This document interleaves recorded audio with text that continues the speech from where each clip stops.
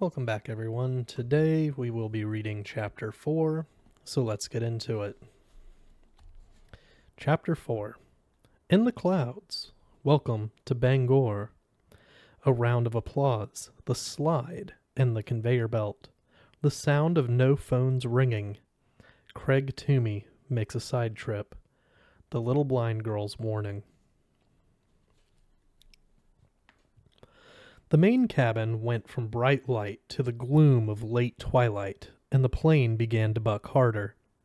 After one particularly hard washboard bump, Albert felt a pressure against his right shoulder.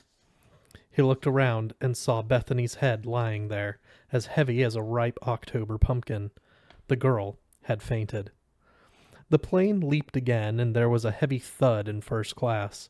This time, it was Dinah who shrieked, and Gaffney let out a yell. "What was that? For God's sake, what was that?" "The drinks trolley," Bob Jenkins said in a low, dry voice. He tried to speak louder so they would all hear him and found himself unable. "The drinks trolley was left out, remember? I think it must have rolled across." The plane took a dizzying roller coaster leap, came down with a jarring smack, and the drinks trolley fell over with a bang. Glass shattered. Dinah screamed again. "It's all right," Laurel said frantically. "Don't hold me too tight, Dinah, honey. It's okay." "Please, I don't want to die. I just don't want to die." "Normal turbulence, folks." Brian's voice, coming through the speakers, sounded calm, but Bob Jenkins thought he heard barely controlled terror in that voice. "Just be another rocketing, twisting bump. Another crash as more glasses and mini bottles fell out of the overturned drinks trolley." "Calm," Brian finished. From across the aisle on Don Gaffney's left, "Shh!" Gaffney turned in that direction. "Quit it right now, motherfucker, or I'll stuff what's left of that magazine right down your throat." Craig looked at him blandly. "Try it, you old jackass." The plane bumped up and down again. Albert leaned over Bethany toward the window. Her breasts pressed softly against his arm as he did, and for the first time in the last 5 years that sensation did not immediately drive everything else out of his mind. He stared out the window, desperately looking for a break in the clouds, trying to will a break in the clouds. There was nothing but shades of dark gray. "How low is the ceiling, mate?" Nick asked. Now that they were actually in the clouds, he seemed calmer. "I don't know," Brian said. "Lower than I'd hoped, I can tell you that." "What happens if you run out of room?" "If my instruments are off even a little, we'll go into the drink," he said flatly. "I doubt if they are, though.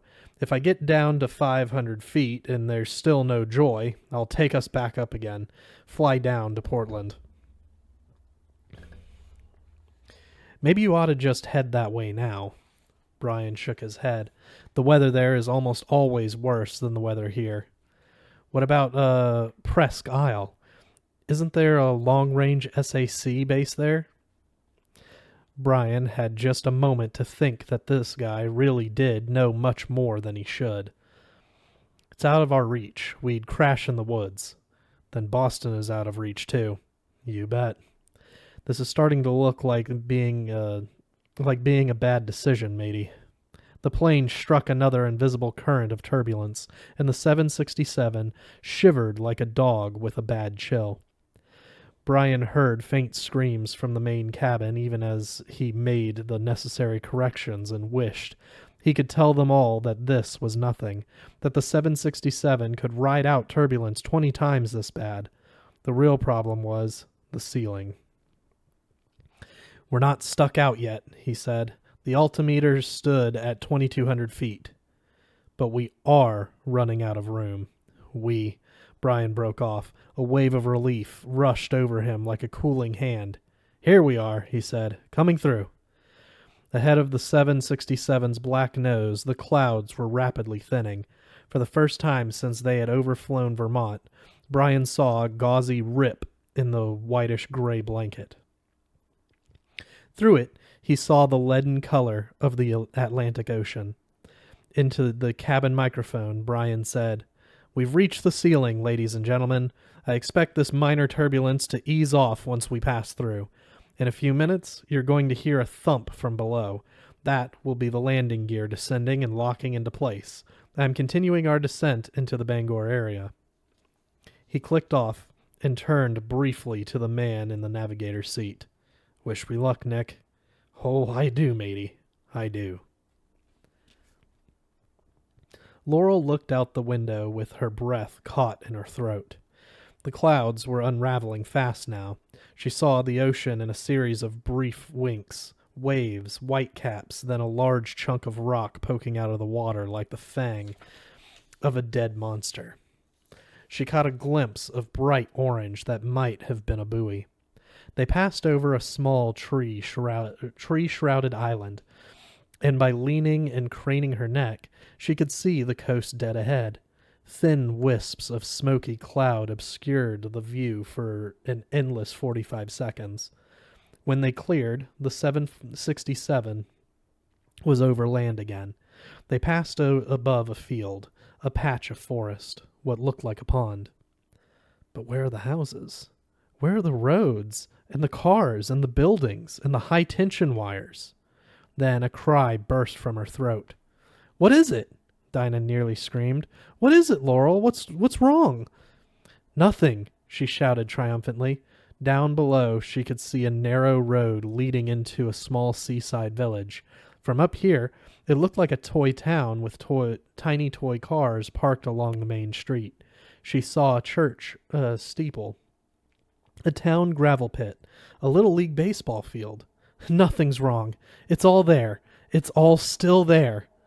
From behind her, Robert Jenkins spoke. His voice was calm, level, and deeply dismayed. "Madam," he said, "I'm afraid you are quite wrong." A long, white passenger jet cruised slowly above the ground 35 miles east of Bangor International Airport.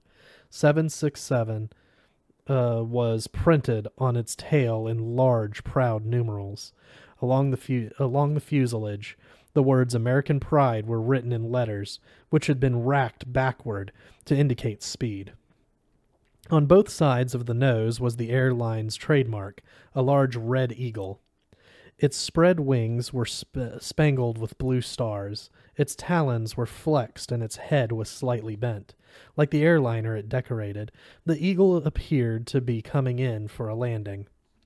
The plane printed no shadow on the ground below as it flew toward the cluster of city ahead.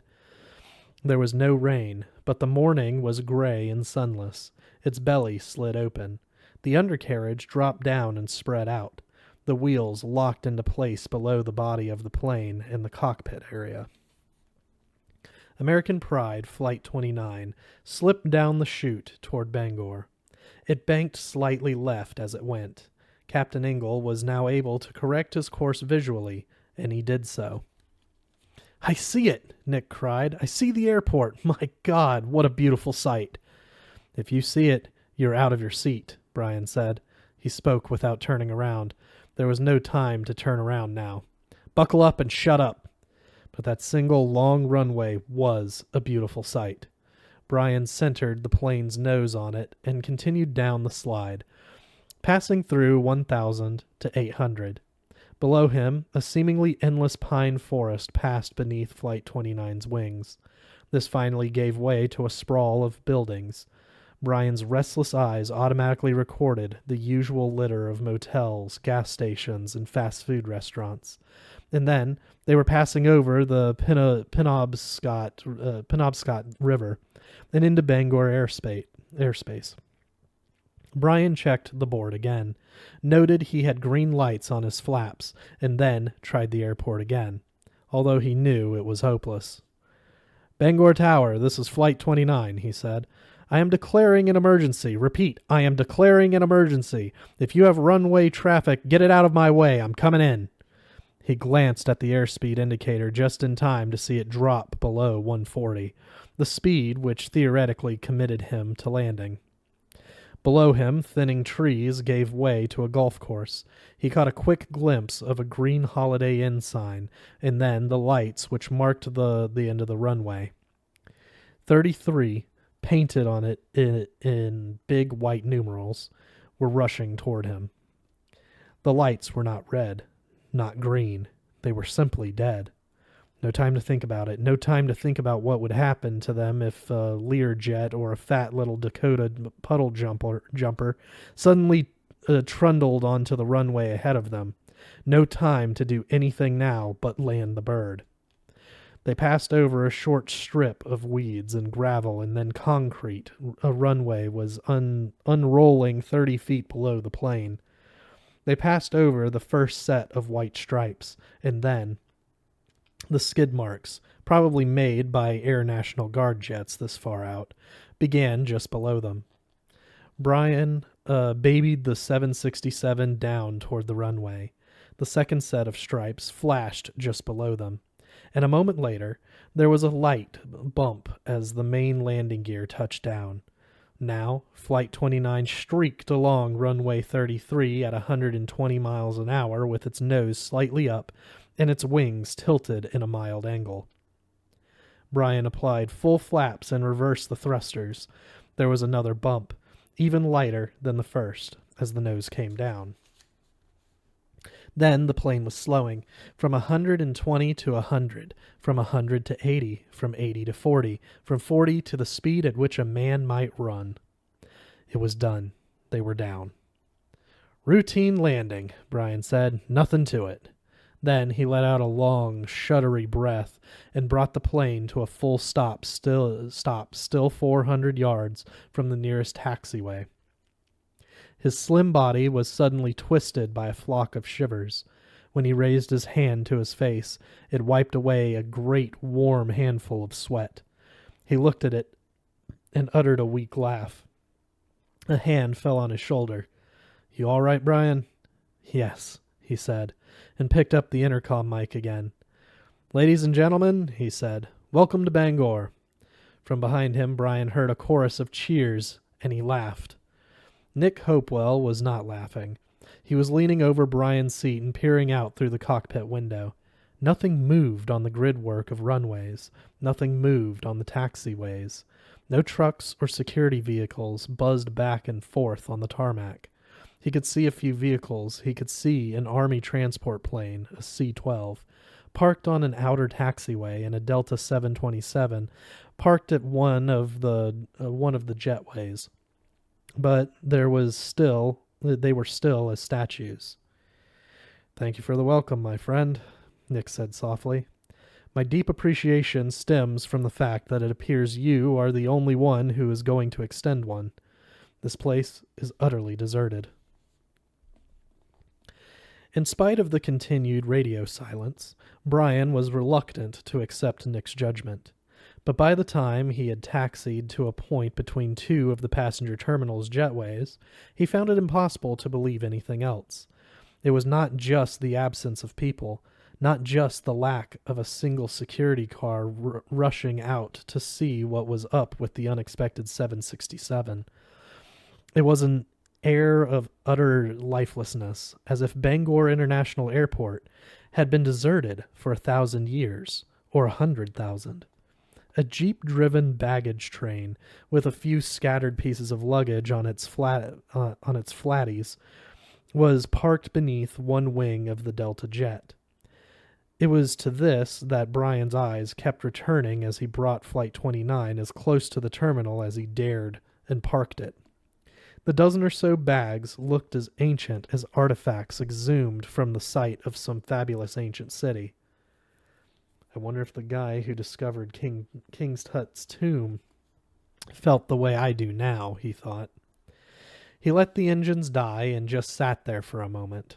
Now there was no sound but the faint whisper of an auxiliary power unit, one of 4, at the rear of the plane. Brian's hand moved toward a switch marked internal power and actually touched it before drawing his hand back. Suddenly, he didn't want to shut down completely. There was no reason not to, but the voice of instinct was very strong. Besides, he thought, I don't think there's anyone around to bitch about wasting fuel. What little there is left to waste. Then he unbuckled his safety harness and got up. Now what, Brian? Nick asked.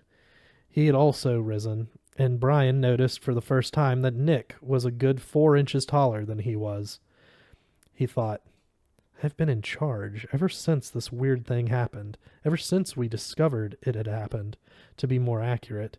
I have been in charge, but I think that's going to change very shortly. He discovered he didn't care. Flying the 767 into the clouds had taken every ounce of courage he possessed, but he didn't expect any thanks for keeping his head and doing his job. A pilot telling him once, "They pay us $100,000 or more a year, Brian, and they really do it for just one reason.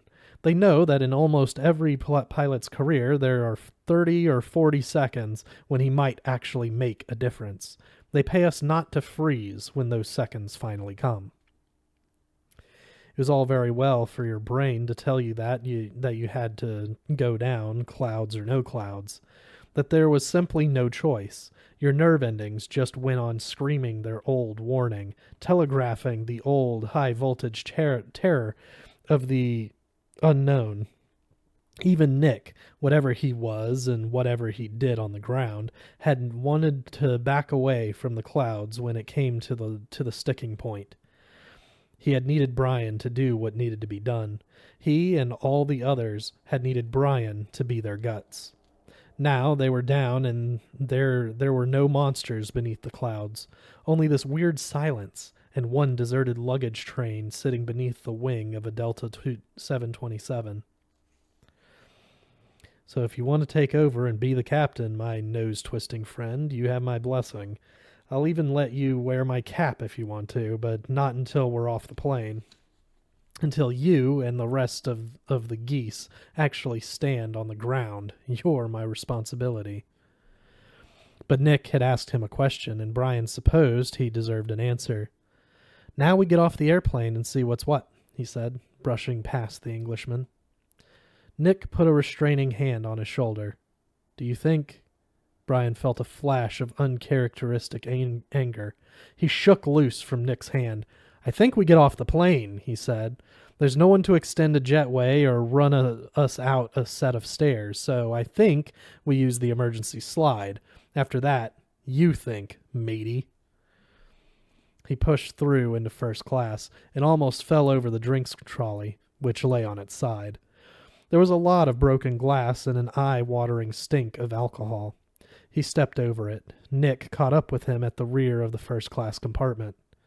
Brian, if I said something to offend you, I'm sorry. You did a hell of a fine job. You didn't offend me, Brian said.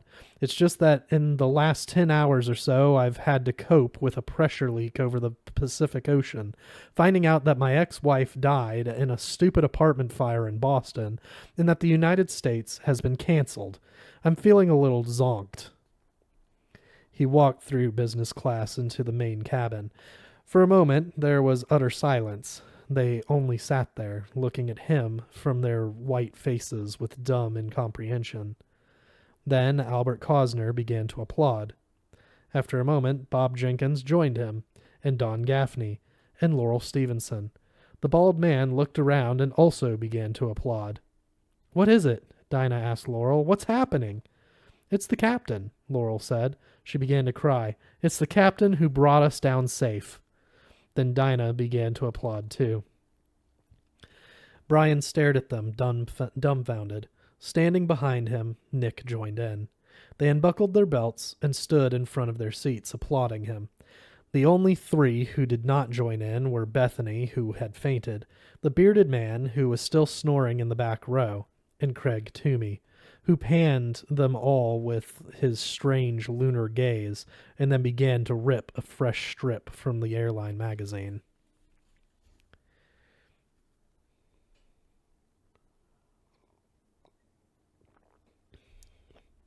Brian felt his face flush. This was just too goony. He raised his hands, but for a moment they went on, regardless. Ladies and gentlemen, please, I assure you, it was a very routine landing. Shucks, ma'am, 'twarn't nothing, Bob Jenkins said, doing a very passable Gary Cooper imitation, and Albert burst out laughing. Beside him, Bethany's eyes fluttered open, and she looked around, dazed. We got down alive, didn't we? She said. My God, that's great. I thought we were all dead meat. Please, Brian said. He raised his arms higher, and now he felt weirdly like Richard Nixon, accepting his party's nomination for 4 more years. He had to struggle against sudden shrieks of laughter. He couldn't do that. The passengers wouldn't understand. They wanted a hero, and he was elected. He might as well accept the position and use it. He still had to get them off the plane, after all. If I could have your attention, please. They stopped applauding one by one and looked at him expectantly. All except Craig, who threw his magazine aside in a sudden resolute gesture. He unbuckled his seatbelt, rose, and stepped out into the aisle, kicking a drift of paper strips aside. He began to rummage around in the compartment above his seat, frowning with concentration as he did so. You've looked out the windows, so you know as much as I do, Brian said. Most of the passengers and all of the crew on this flight disappeared while we were asleep. That's crazy enough, but now we appear to be faced with an even crazier proposition. It looks like a lot of other people have disappeared as well, but logic suggests that other people must be around somewhere. We survived whatever it was, so others must have survived it as well.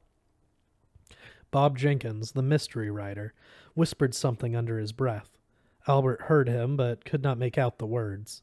He half turned in Jenkins' direction just as the writer muttered the 2 words again. This time, Albert caught them. They were false logic. The best way to deal with this, I think, is to take things one step at a time. Step 1 is exiting the plane. I bought a ticket to Boston, Craig Toomey said in a calm, rational voice. Boston is where I want to go. Nick stepped out from behind Brian's shoulder. Craig glanced at him, and his eyes narrowed. For a moment, he looked like a bad-tempered house cat again. Nick raised one hand with the fingers curled in against his palm and scissored 2 of his knuckles together in a nose-pinching gesture. Craig Toomey, who had once been forced to stand with a lit match between his toes while his mother sang Happy Birthday, got the message at once. He had always been a quick study, and he could wait. We'll have to use the emergency slide, Brian said, so I want to review the procedure with you. Listen carefully, then form a single file line and follow me to the front of the aircraft. 4 minutes later, the forward entrance of American Pride's Flight 29 swung inward. Some murmured conversation drifted out of the opening and seemed to fall immediately dead on the cool, still air. There was a hissing sound, and a large clump of orange fabric suddenly bloomed in the doorway. For a moment it looked like a strange hybrid sunflower. It grew and took shape as it fell, its surface inflating into a plump ribbed slide.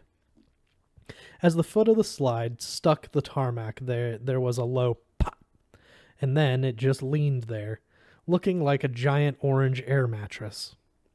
Brian and Nick stood at the head of the short line in the port side row of first class. There's something wrong with the air out there, Nick said in a low voice. What do you mean? Brian asked. He pitched his voice even lower. Poison? No, at least I don't think so.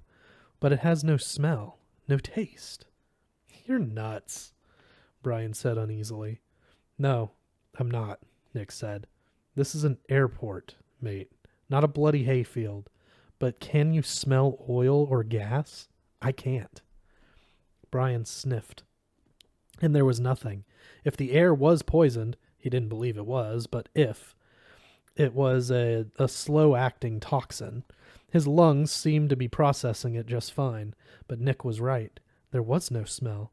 And that other, more elusive quality that the Brit had called taste, that wasn't there either. The air outside the open door tasted utterly neutral. It tasted Canned. Something wrong? Bethany Sims asked anxiously.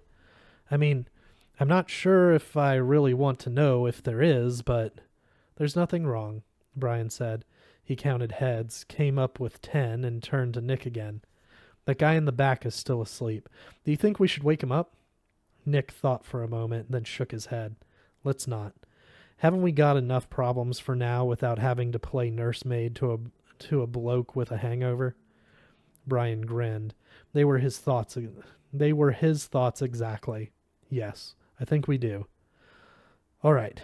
You go down first, Nick. Hold the bottom of the slide. I'll help the rest off. Maybe you'd better go first in case my loudmouthed friend decides to cut up rough about the unscheduled stop again.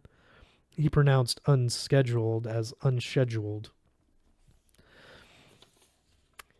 Brian glanced at the man in the crew neck jersey. He was standing at the rear of the line, a slim, monogrammed briefcase in one hand, staring blankly at the ceiling. His face had all the expression of a department store dummy. I'm not going to have any trouble with him, he said, because I don't give a crap what he does. He can go or stay. It's all the same to me. Nick grinned. Good enough for me, too. Let the grand exodus begin. Shoes off? Nick held up a pair of black kidskin loafers. Okay, away you go. Brian turned to Bethany. Watch closely, miss. You're next. Oh, God. I hate this shit like this. Bethany, nevertheless, crowded up beside Brian and watched apprehensively as Nick Hopewell addressed the slide. He jumped, raising both legs at the same time so he looked like a man doing a seat drop on a trampoline. He landed on his butt and slid to the bottom. It was neatly done. The foot of the slide barely moved.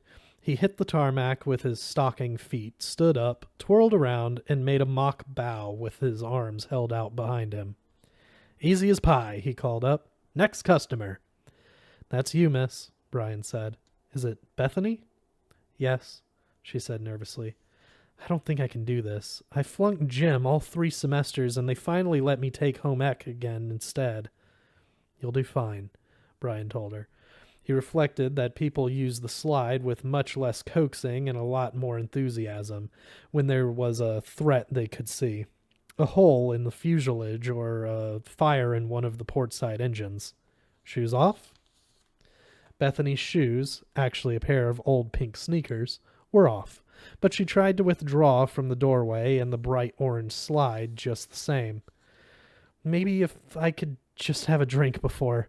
Mr. Hopewell's holding the slide and you'll be fine, Brian coaxed. But he was beginning to be afraid he might have to push her. He didn't want to, but if she didn't jump soon, he would. You couldn't let them go to the end of the line until their courage returned. That was the big no-no when it came to the escape slide. If you did that, they all wanted to go to the end of the line. Go on, Bethany, Albert said suddenly. He had taken his violin case from the overhead compartment and held it tucked under one arm. I'm scared to death of that thing, and if you go, I'll have to. She looked at him surprised. Why? Albert's face was very red. Because you're a girl, he said simply. I know I'm a sexist rat, but that's it. Bethany looked at him a moment longer, then laughed and turned to the slide. Brian had made up his mind to push her if she looked around or drew back again, but she didn't. Boy, I wish I had some grass, she said and jumped. She had seen Nick's seat drop maneuver and knew what to do, but at the last moment she lost her courage and tried to get her feet under her again. As a result, she skidded to one side when she came down on the slide's bouncy surface. Brian was sure she was going to tumble off, but Bethany herself saw the danger and managed to roll back. She shot down the slope on her right side, one hand over her head, her blouse rucking up almost to the nape of her neck. Then Nick caught her and she stepped off. Oh boy, she said breathlessly, just like being a kid again. Are you all right? Nick asked. Yeah, I think I might have wet my pants a little, but I'm okay. Nick smiled at her and turned back to the slide. Albert looked apologetically at Brian and extended the violin case. Would you mind holding this for me? I'm afraid if I fall off the slide, it might get broken. My folks would kill me if it's a Gretsch. Brian took it. His face was calm and serious, but he was smiling inside. Could I look? I used to play one of these about 1,000 years ago. Sure, Albert said. Brian's interest had a calming effect on the boy, which was exactly what he had hoped for.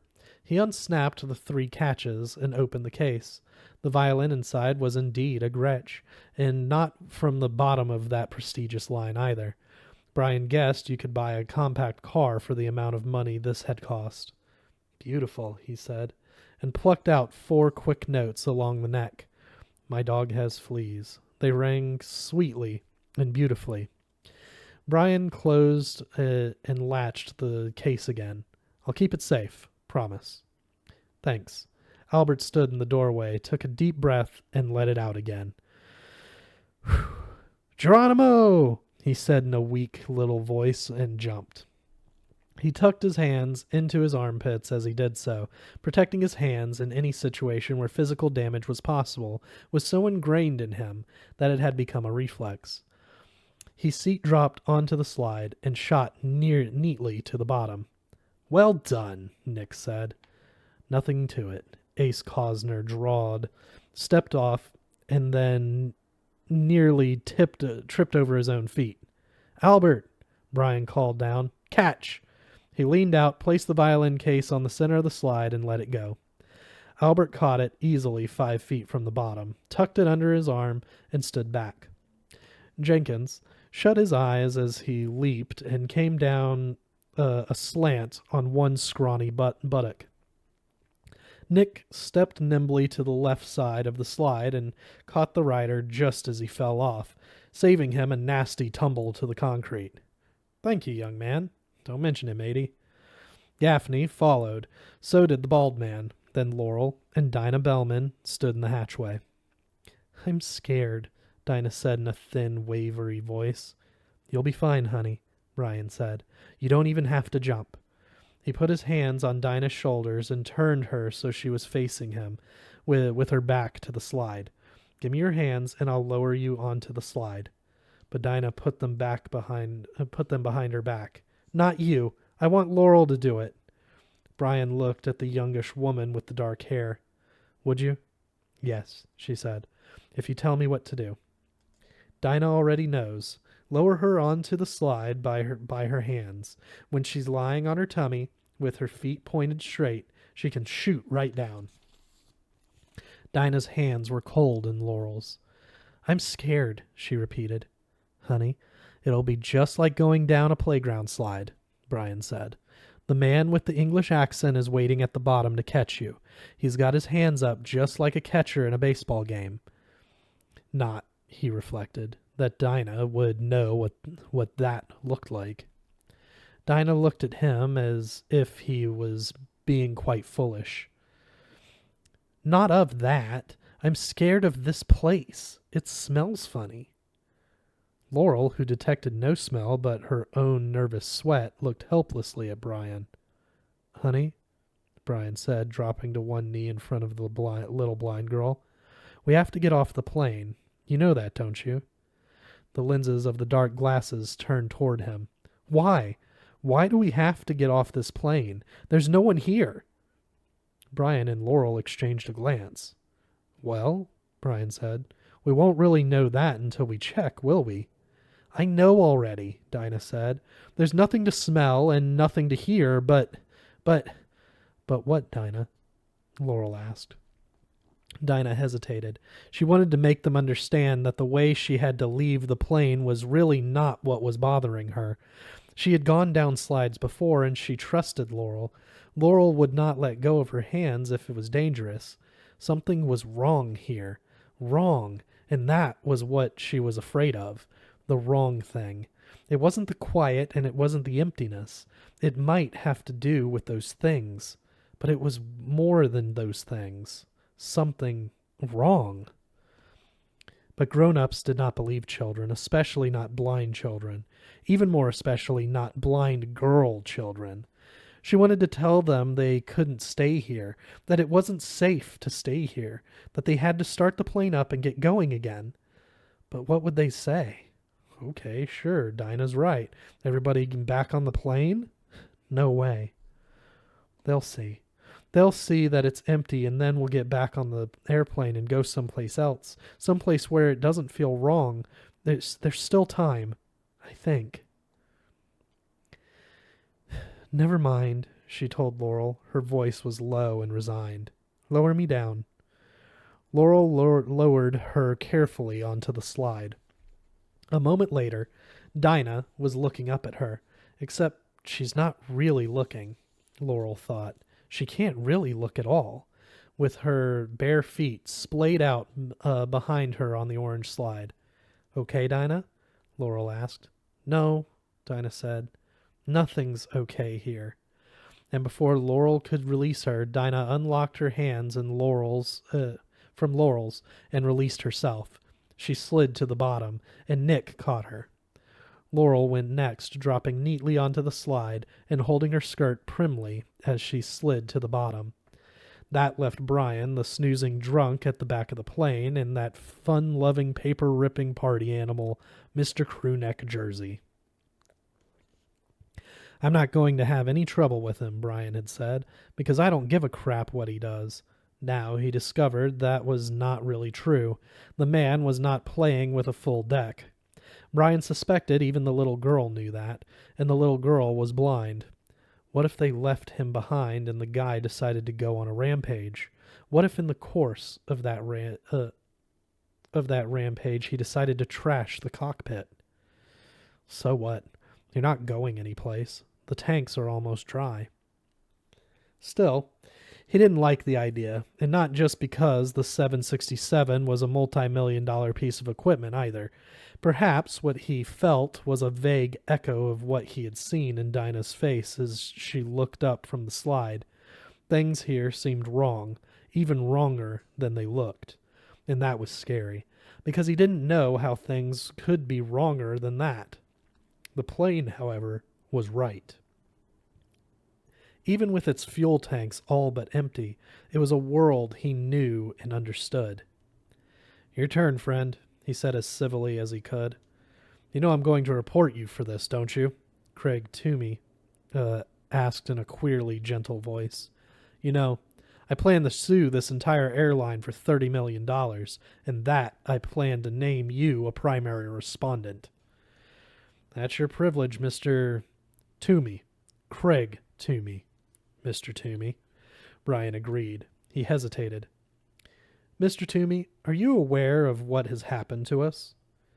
Craig looked out the open doorway for a moment, looked at the deserted tarmac and the wide, slightly polarized terminal windows on the second level, where no happy friends and relatives stood waiting to embrace arriving passengers, where no impatient travelers waited for their flights to be called.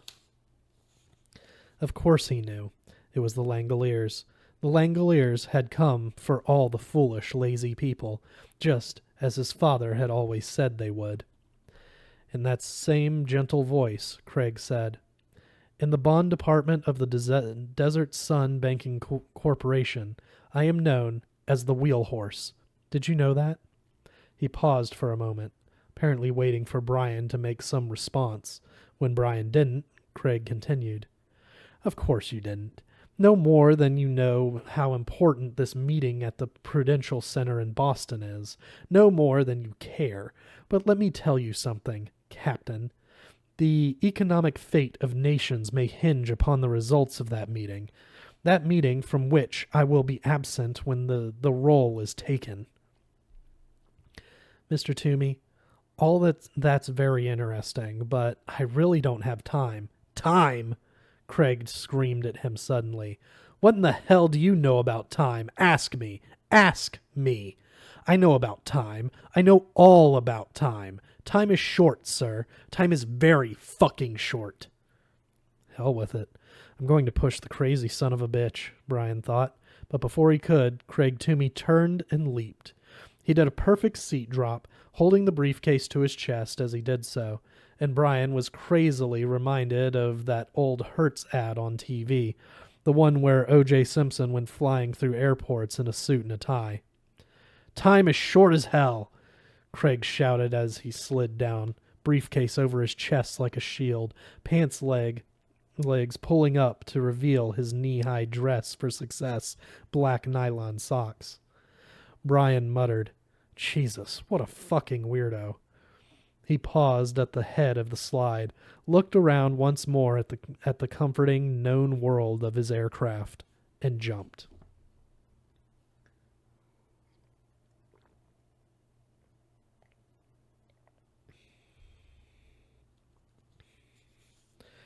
10 people stood in 2 small groups beneath the giant wing of the 767, with the red and blue eagle on the nose.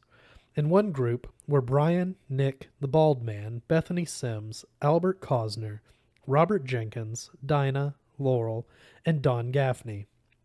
Standing slightly apart from them and constituting his own group as Craig Toomey, a.k.a. the Wheel Horse, Craig bent and shook out the creases of his pants with fussy concentration, using his left hand to do it. The right was tightly locked around the handle of his briefcase. Then he simply stood and looked around with wide, disinterested eyes. "What now, Captain?" Nick asked briskly. "You tell me. Us." Nick looked at him for a moment, one eyebrow slightly raised, as if to ask Brian if he really meant it. Brian inclined his head half an inch. It was enough. "Well, inside the terminal will do for a start, I reckon," Nick said. "What would be the quickest way to get there? Any idea?" Brian nodded toward a line of baggage trains parked beneath the overhang of a main terminal. "I'd guess the quickest way in, without a jetway, would be the luggage conveyor." "All right, let's hike on over, ladies and gentlemen, shall we?" It was a short walk, but Laurel, who walked hand in hand with Dinah, thought it was the strangest one she had ever taken in her life. She could see them as if from above, less than a dozen dots trundling slowly across a wide concrete plain. There was no breeze, no birds sang, no motors revved in the distance, and no human voice broke the unnatural quiet. Even their footfalls seemed wrong to her. She was wearing a pair of high heels, but instead of the brisk click she was used to, she seemed to hear only small, dull thuds. Seemed, she thought. That's the key word. Because the situation is so strange, everything begins to seem strange. It's the concrete, that's all. High heels sound different on concrete. But she had walked on concrete in high heels before. She didn't remember her hearing a sound precisely like this. It was pallid, somehow, strengthless. They reached the parked luggage trains. Nick wove between them, leading the line, and stopped at a dead conveyor belt which emerged from a hole lined with hanging strips of rubber. The conveyor made a wide circle on the apron, where the handlers normally stood to unload the flatties, then re-entered the terminal through another hole hung with rubber strips. "What are those pieces of rubber for?" Bethany asked nervously. "To keep out the draft in cold weather, I imagine," Nick said. "Just let me poke my head through and have a look. No fear, won't be a moment." And before anyone could reply, he had boosted himself onto the conveyor belt and was walking bent over down to one of the holes cut into the building. When he got there, he dropped to his knees and poked his head through the rubber strips. "We're going to hear a whistle and then a thud," Albert thought. Thought wildly, "and when we pull him back, his head will be gone." There was no whistle, no thud. When Nick withdrew, his head was still firmly attached to his neck, and his face wore a thoughtful expression. "Coast clear," he said, and to Albert his cheeky tone now sounded manufactured. "Come on through, friends. When a body meet a body, and all that." Bethany held back. "Are there bodies? Mister, are there dead people in there?" "Not that I saw, miss," Nick said, and now he had dropped any attempts at lightness. I was misquoting old Bobby Burns in an attempt to be funny. I'm afraid I achieved tastelessness instead of humor. The fact is, I didn't see anyone at all, but that's pretty much what we expected, isn't it? It was, but it struck heavily at their hearts just the same. Nick's as well, from his tone. One after the other, they climbed onto the conveyor belt and crawled after him through the hanging rubber strips. Dinah paused just outside the entrance hall and turned her head back toward Laurel. Hazy light flashed across her dark glasses, turning them to momentary mirrors. "It's really wrong here," she repeated, and pushed through to the other side. One by one, they emerged into the main terminal of Bangor International Airport, exotic baggage crawling along a stalled conveyor belt. Albert helped Dinah off, and then they all stood there, looking around in silent wonder. The shocked amazement at waking to a plane which had been magically emptied of people had worn off. Now, dislocation had taken the place of wonder. None of them had ever been in an airport terminal which was utterly empty. The rental car stalls were deserted. The arrivals-departures monitors were dark and dead. No one stood at the bank of counters serving Delta, United, Northwest, Airlink, or Mid-Coast Airways. The huge tank in the middle of the floor with the Buy Maine Lobsters banner stretched over it was full of water, but there were no lobsters in it. The overhead fluorescents were off, and the small amount of light entering through the doors on the far side of the large room petered out halfway across the floor, leaving the little group from Flight 29 huddled together in an unpleasant nest of shadows. "Right then," Nick said, trying for briskness and managing only unease. "Let's try the telephones, shall we?" While he went to the bank of telephones, Albert wandered over to the budget rent-a-car desk. In the slots on the rear wall, he saw folders for Briggs, Handleford, Merchant, Fenwick, and Pestelman. There was, no doubt, a rental agreement inside each one, along with a map of the central main area, and on each map there would be an arrow with the legend, "You are here" on it, pointing at the city of Bangor. But where are we really? Albert wondered. And where are Briggs, Handleford, Marchant, Fenwick, and Pestelman? Have they been transported to another dimension? Maybe it's the Grateful Dead. Maybe the Dead's playing somewhere downstate, and everybody left for the show. There was a dry, scratching noise just behind him. Albert nearly jumped out of his skin and whirled around fast, holding his violin case up like a cudgel. Bethany was standing there, just touching a match to the tip of her cigarette. She raised her eyebrows. "Scare you?" "A little," Albert said, lowering the case and offering her a small, embarrassed smile. "Sorry." She shook out the match, dropped it on the floor, and drew deeply on her cigarette. "There. At least that's better. I didn't dare to on the plane. I was afraid something might blow up." Bob Jenkins strolled over. "You know, I quit those about 10 years ago." "No lectures, please," Bethany said.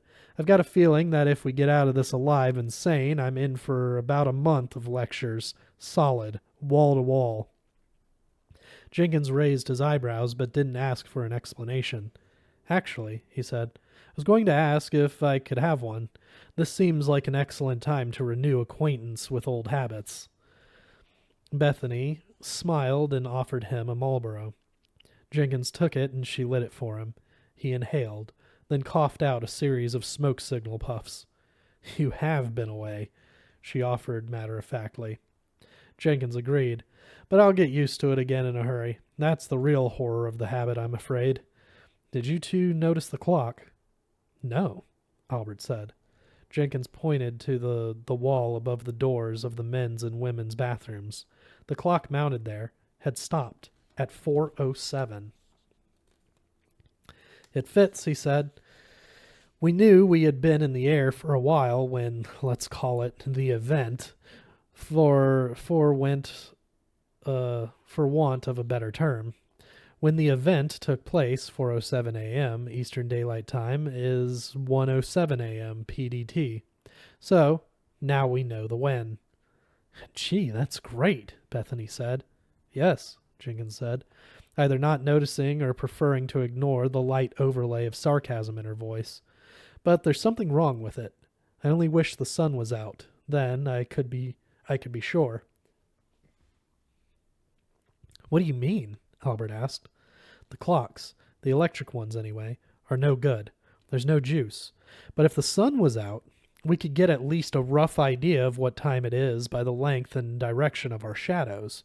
My watch says it's going on 9:15, but I don't trust it. It feels later to me than that. I have no proof for it, and I can't explain it, but it does. Albert thought about it, looked around, looked back at Jenkins. You know, he said, it does. It feels like it's almost lunchtime. Isn't that nuts? It's not nuts, Bethany said. It's just jet lag. I disagree, Jenkins said. We traveled west to east, young lady.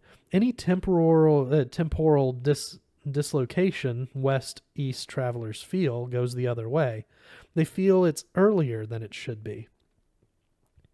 I want to ask you about something if you said on the plane, Albert said. When the captain told us that there must be some other people here, you said false logic. In fact, you said it twice, but it seems straight enough for me. We were all asleep and we're here, and if the thing happened at... Albert glanced toward the clock. At 4:07 Bangor time, almost everyone in town must have been asleep. Yes, Jenkins said blandly. So where are they? Albert was unplussed. Well? There was a bang as Nick forcibly hung up one of the payphones.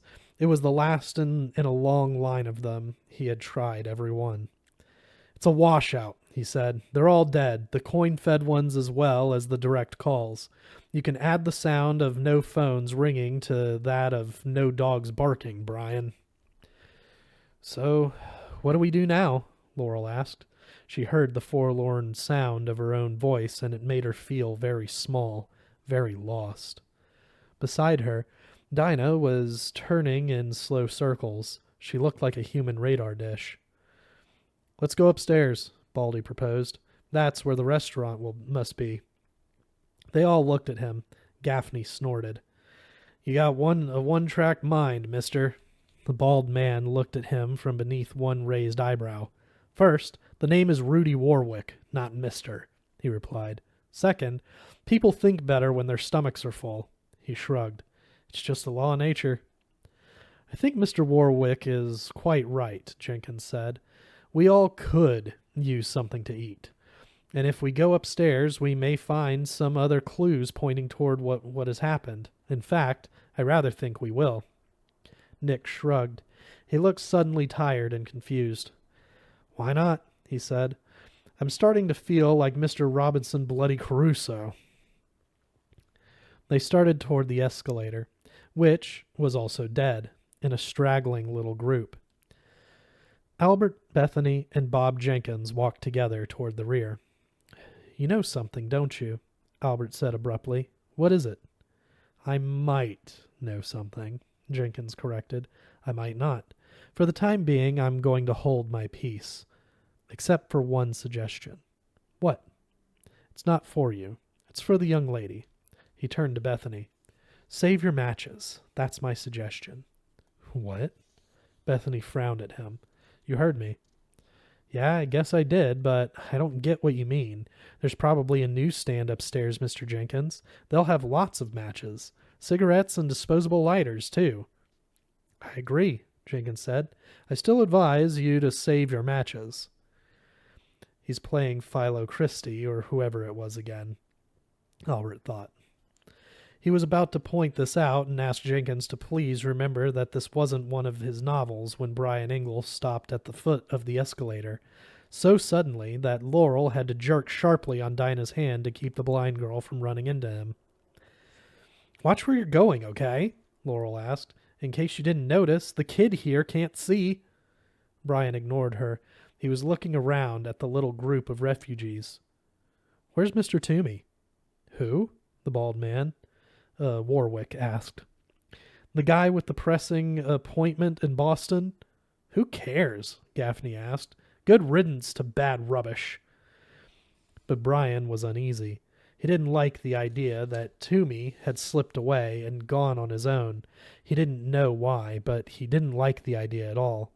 He glanced at Nick. Nick shrugged, then shook his head.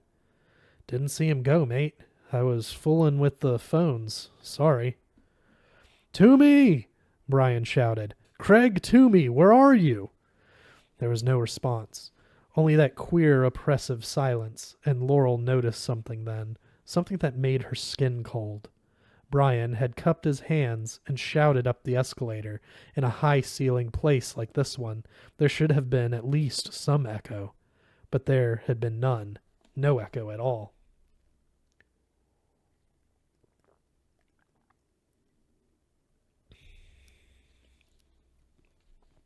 While the others were occupied downstairs, the two teenagers and the old geezer standing by one of the car rental desks, the others watching the British thug as he tried the phones. Craig Toomey had crept up the stalled escalator as quietly as a mouse. He knew exactly where he wanted to go. He knew exactly what to look for when he got there. He strode briskly across the large waiting room with his briefcase swinging beside his right knee, ignoring both the empty chairs and an empty bar called the Red Baron. At the far end of the room was a sign hanging over the mouth of a wide, dark corridor. It read, Gate 5, International Arrivals, Duty-Free Shops, U.S. Customs, Airport Security. He had almost reached the head of the corridor when he glanced out one of the wide windows at the tarmac again, and his pace faltered. He approached the glass slowly and looked out. There was nothing to see but the empty concrete and the moveless white sky. But his eyes began to widen nonetheless, and he felt fear began to steal into his heart. They're coming, a dead voice suddenly told him. It was the voice of his father, and it spoke from a small, haunted mausoleum tucked away in a gloomy corner of Craig Toomey's heart. No, he whispered, and the words spun a little blossom of fog on the window in front of his lips. No one is coming. You've been bad. Worse. You've been lazy. No. Yes. You had an appointment and you skipped it. You ran away. You ran away to Bangor, Maine, of all the silly places. It wasn't my fault, he muttered. He muttered. He was gripping the handle of the briefcase with almost painful tightness now.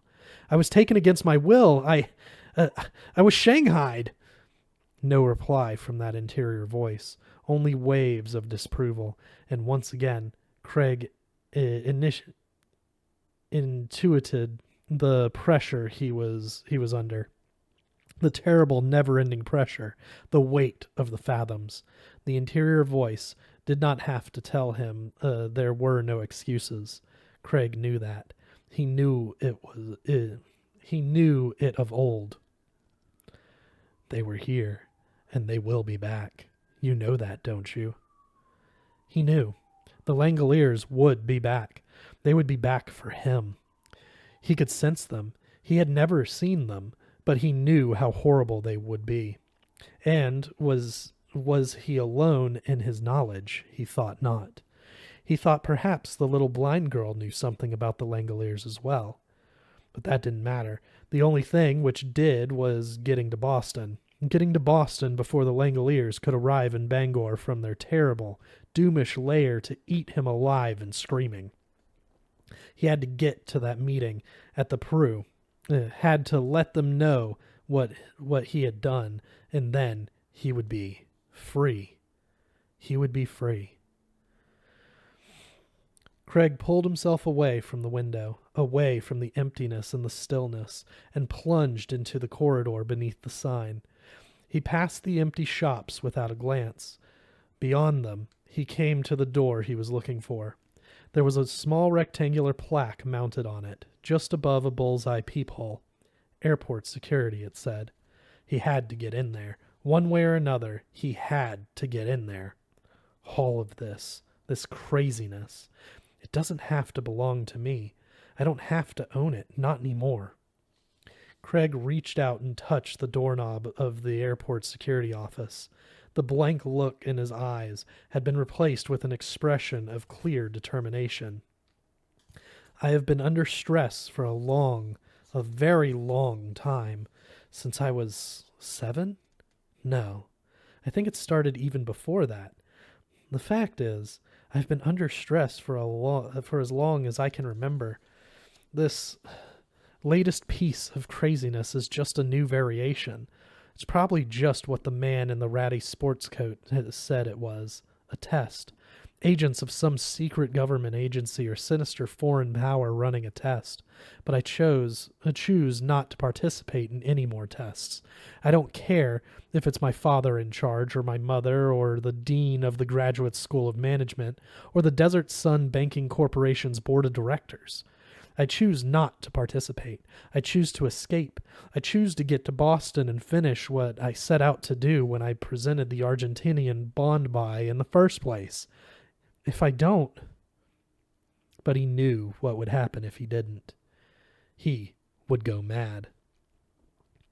Craig tried the doorknob. It did not move beneath his hand, but when he gave it a small, frustrated push, the door swung open. Either it had been left slightly unlatched, or it had unlocked when the power went off and the security systems went dead. Craig didn't care which. The important thing was that he wouldn't need to muss his clothes trying to crawl through an air conditioning duct or something. He still had every intention of showing up at his meeting before the end of the day, and he didn't want his clothes smeared with dirt and grease when he got there. One of the simple, unexceptioned truths of life was this: guys with dirt on their suits have no credibility. He pushed the door open and went inside.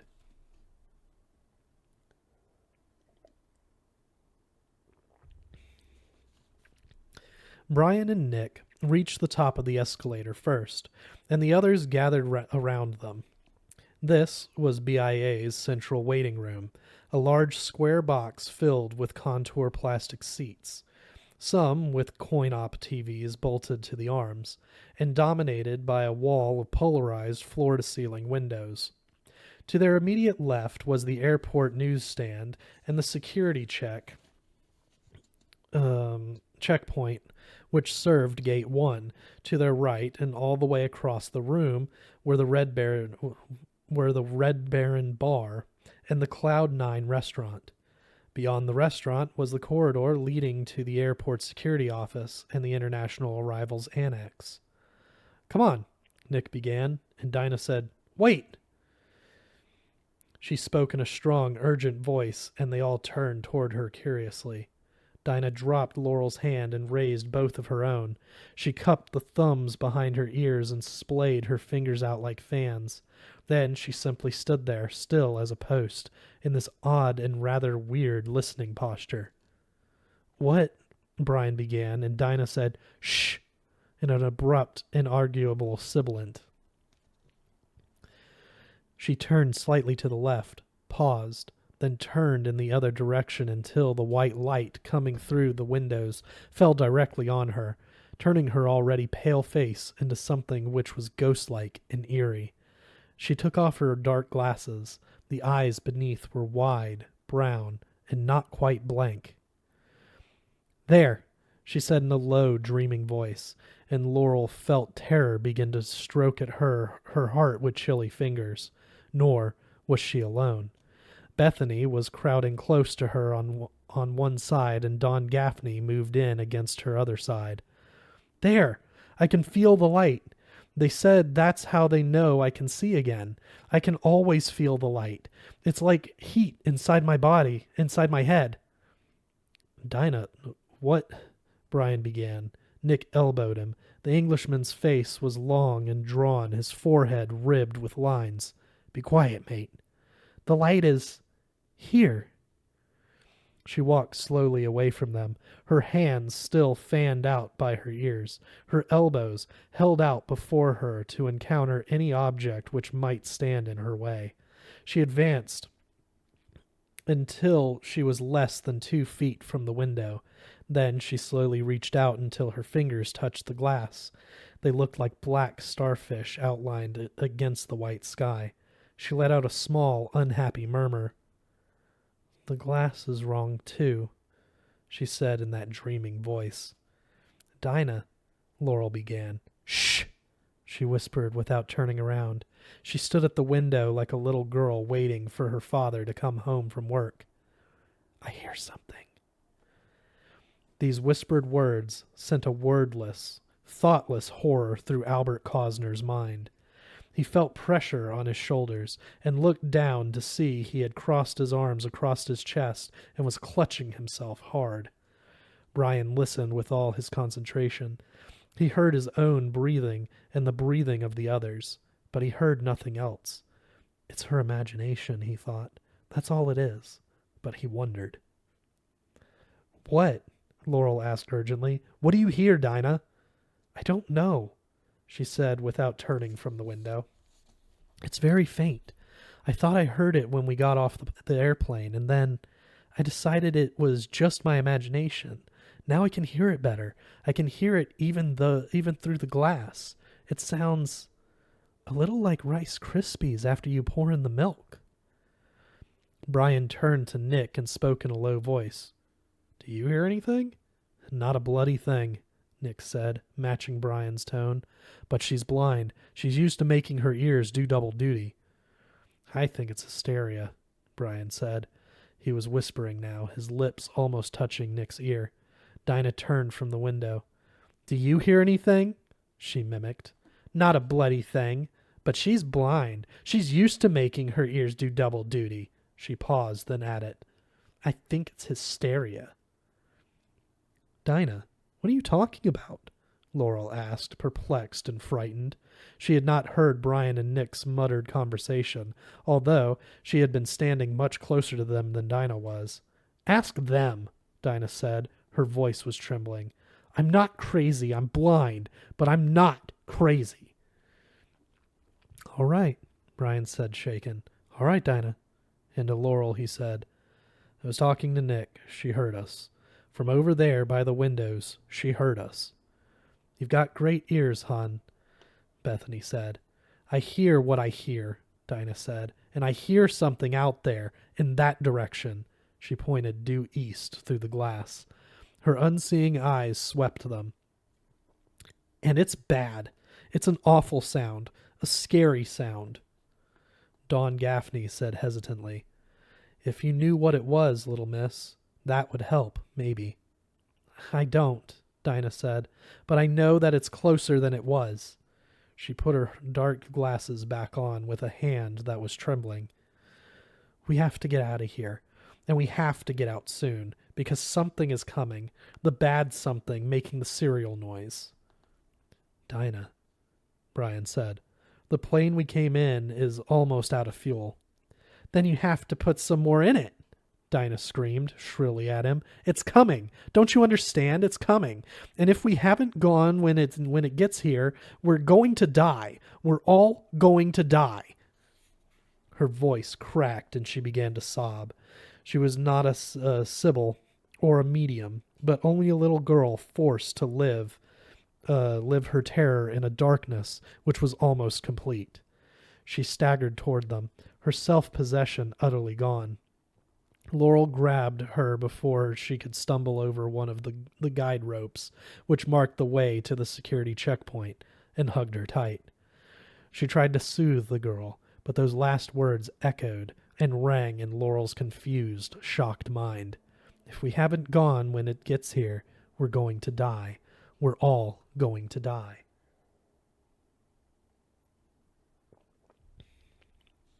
Craig Toomey heard the brat begin a caterwaul back there someplace and ignored it.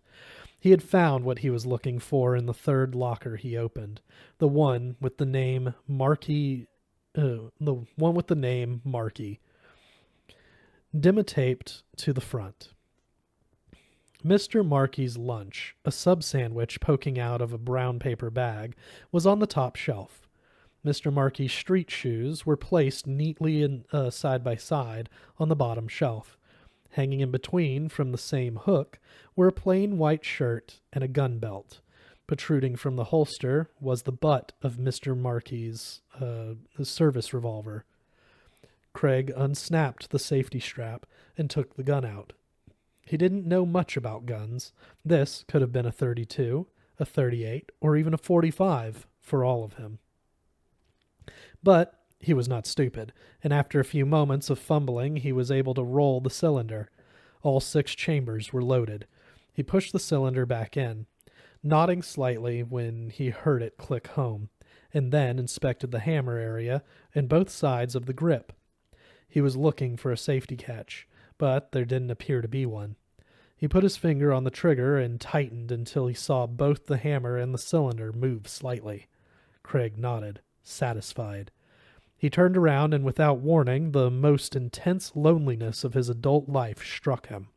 The gun seemed to take on weight, and the hand holding it sagged. Now he stood with his shoulders slumped, the briefcase dangling from his right hand, the security guard's pistol dangling from his left. On his face was an expression of utter, abject misery. And suddenly a memory recurred to him, something he hadn't thought of in years. Craig Toomey, 12 years old, lying in bed and shivering as hot tears ran down his face. In the other room, the stereo was turned up loud, and his mother was singing along with Merrily Rush in her droning off-key drunk's voice. Just call me Angel of the morning, baby. Just touch my cheek before you leave me, baby. Lying there in bed, shaking, crying, not making a sound, and thinking, why can't you love me and leave me alone, Mama? Why can't you just love me and leave me alone? I don't want to hurt anyone, Craig Toomey muttered through his tears. I don't want to, but this is intolerable. Across the room was a bank of TV monitors, all blank. For a moment, as he looked at them, the truth of what had happened, what was still happening, tried to crowd in on him. For a moment, it almost broke through his complex system of neurotic shields and into the air raid shelter where he lived his life. Everyone is gone, Craggy Waggy. The whole world is gone except for you and the people who were on that plane. No, he moaned, and collapsed into one of the chairs standing around the formica-topped kitchen table in the center of the room. No, that's not so. That's just not so. I refute that idea. I refute it utterly. The Langoliers were here, and they will be back, his father said. It overrode the voice of his mother, as it always had. You'd better be gone when they get here, or you know what will happen. He knew all right. They would eat him. The Langoliers would eat him. But I don't want to hurt anyone, he repeated in a dreary, distraught voice. There was a mimeographed duty roster lying on the table. Craig let go of his briefcase and laid the gun on the table beside him. Then he picked up the duty roster, looked at it for a moment and with unseeing eyes, and began to tear a long strip from the left-hand side. Shh. Soon he was hypnotized as a pile of thin strips, maybe the thinnest ever, began to flutter down onto the table. But even then, the cold voice of his father would not entirely leave him. Or, you know what will happen. That's it for this week. We will see you guys next week with Chapter 15, or Chapter 5, sorry, geez.